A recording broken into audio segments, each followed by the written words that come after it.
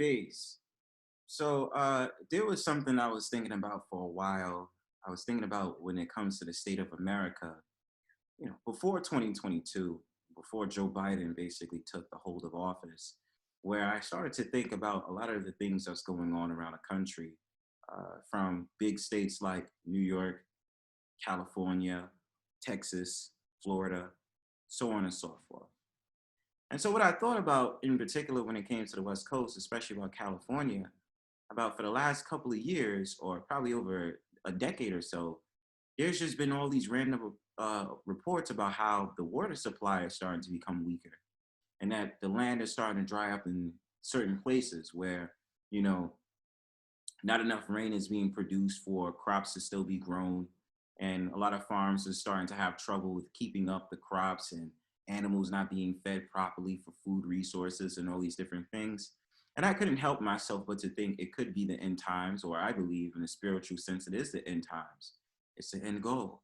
And so I had thought to myself, something solidifies this with a recent article that I was looking at, in which they're trying to control the water supply and advise specifically residents of Los Angeles to kind of just be lax on how much they use water,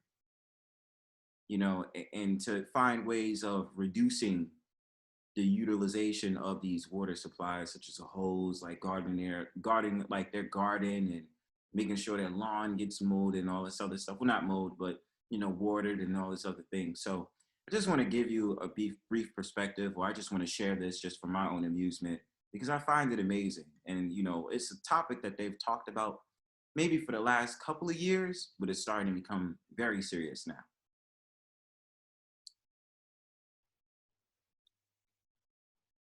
Shout outs to Los Angeles Times. Defiance, acceptance, and cries of bull as sweeping LA water restrictions begin. So it already tells you right now exactly how it is. I can only imagine that they are allowed certain timers, uh, how long they could use the water, how long they could, you know, make sure water goes on their crops and all these different things. So shout outs to Jamie Ding and Haley Smith.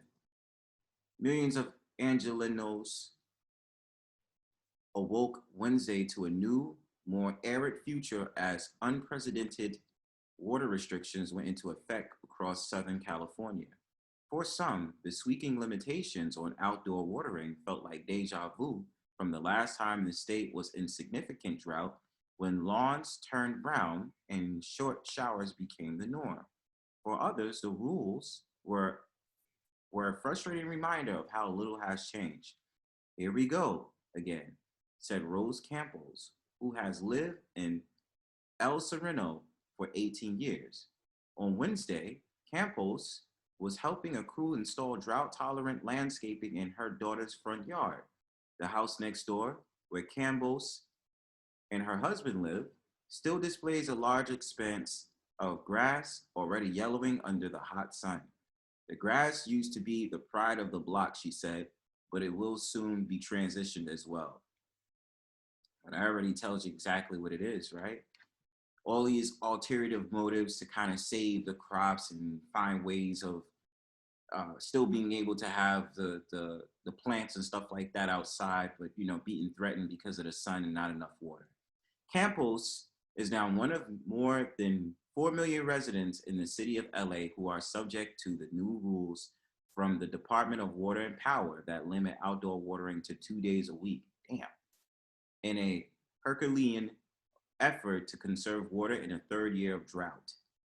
See that?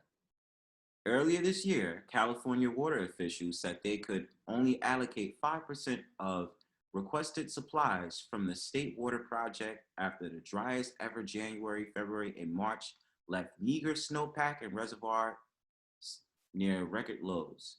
Despite the deficits, the region's residents responded by using about 27% more water in March compared to the same month in 2020, the year the current drought began. And I can only imagine you having to hold off 3 months until you can actually use the water you want to use. And what could really be done about this is the question, right? But obviously, I think, in my opinion, there has been a lot of films that kind of tackled this. See, this situation reminds me of that movie that came out in 2006 that was called Idiocracy. That movie that had Terry Crews in. Terry Crews was the president, and how they was trying to use different water resources to the water itself. They was using something called Brondo, which Brondos was still like a drink you could drink, but you still could use it as ways to water in the crops where it actually was, the Brondo was doing actually more damage than good. So the Brondo effect basically was drying out the crops and making sure the crops was nice and healthy. But I mean, that's just something. But I mean, in my opinion, a lot of these sci-fi movies is not really sci-fi. They're telling you the truth about what's going to happen. You know what I'm saying? They can say it's fiction for that era in that time period, but it's definitely going to be something you should worry about in your world in the future. And I mean, especially in 2022, they're not really hiding anything no more. Now it's usually just very overt. So, you just have to be smart enough to recognize what's going on, or you're just one that just goes along with the program and you just don't get it. So some they might relate this to the whole entire red pill, blue pill philosophy. But we must do more. Our situation is critical. Yes, it is, said Adele, general manager of the Metropolitan Water District of Southern California, which provides water to the DWP. But as the sun rose on Wednesday, some residents were less than enthusiastic about the new restrictions. Of course. What horticulturist designs these rules, said Alfred Gonzalez, 73, as he tended to his garden in Eagle Rock.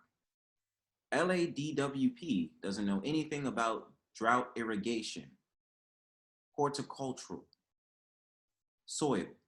When Gonzalez said most of his plants are drought tolerant and can probably survive on 8 minutes of water twice a week, the new per station limit for typical residential systems with non-conserving sprinklers.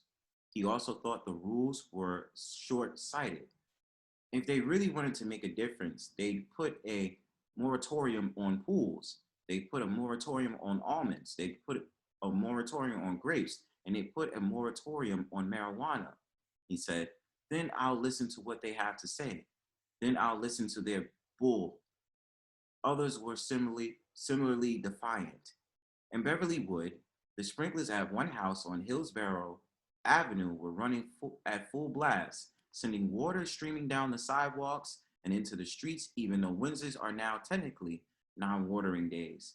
According to the DWP's new rules, houses with odd number addresses can water Mondays and Fridays, while houses with even number addresses can water Thursdays and Sundays.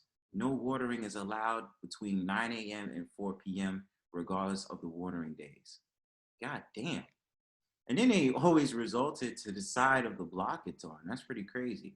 But I mean, as messed up as it sounds, I understand why they try to do it like that. But I guess I would be like, if it really was that desperate, it would be the left side or the right side.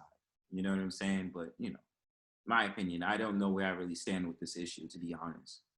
We all know what days we're supposed to water on. One neighbor said with a chuckle, shortly after shutting off his own sprinklers.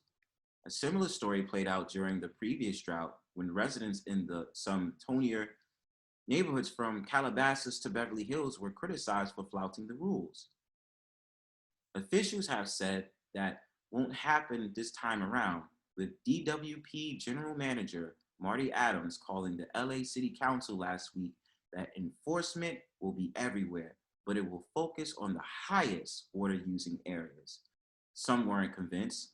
Myrna Prado, a nanny in nearby Cheviot Hills, said she's heard a lot about the watering restrictions from her husband, who is a gardener for houses in Beverly Hills and Bel Air. In West Philadelphia, born and raised. Okay, I'm joking. While some clients are okay with the watering restrictions, others have told him to disregard them, she said, adding that since it's his job, he has to follow what his clients tell him to do, which is understandable. Some say they are paying so much for landscaping, so they don't want to follow the restrictions, Prado said. They prefer to pay the fine. Yet even against the backdrop of the West Side's picturesque lawns and flowering gardens, Some residents Wednesday said they were aware of the restrictions and took no issues with them. I'm prepared to lose plants, said Betty Ann Marshall, who removed her Cheviot Hills lawn a decade ago and switched to a drip irrigation system soon after.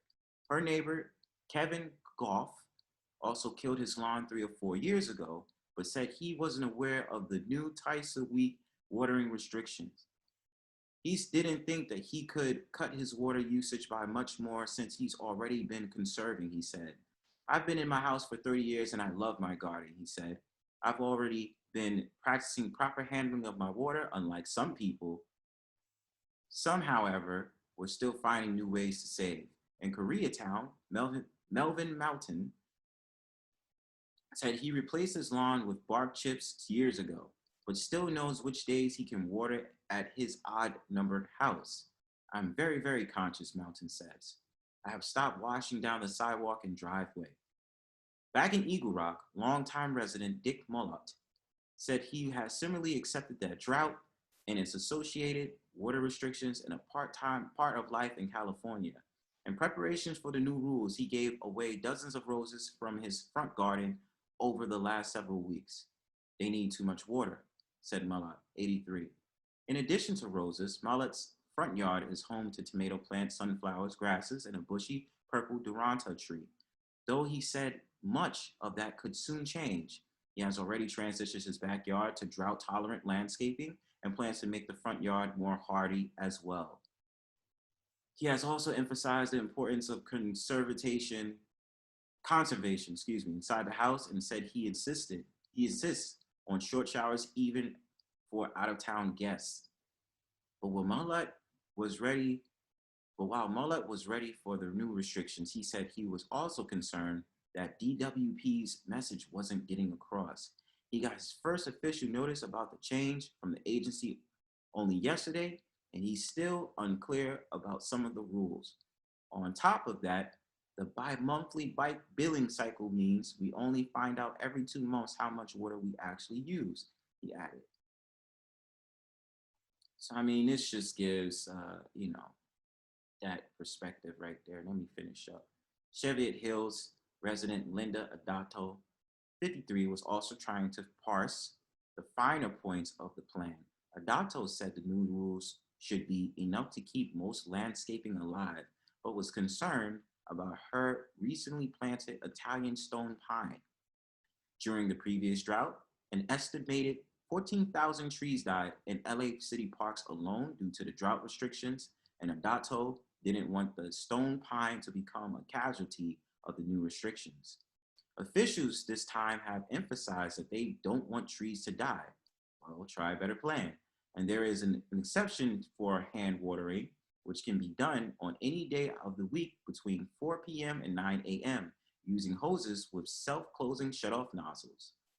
That's what I agree with timing. Of course, it has that timing where they just be like, enough. Adato paused as she moved to water the stone pine with a hose. Is it 8 a.m. or 9 a.m.? She double checked. I don't want to break the rules. So you see that, family? I just wanted to read this article because I've also don't know if this correlates with the fact of the matter that when it comes to places like Los Angeles and California, you're starting to have a big exodus of people moving out of Los Angeles and California in general to other states like Texas, Arizona, Nevada, and all these different places. Some still want to make their trip over to the East Coast, such as New York, probably Maryland, and then in the South, like Georgia, Alabama, Florida, and all these different things. So just something I like to think about. Peace.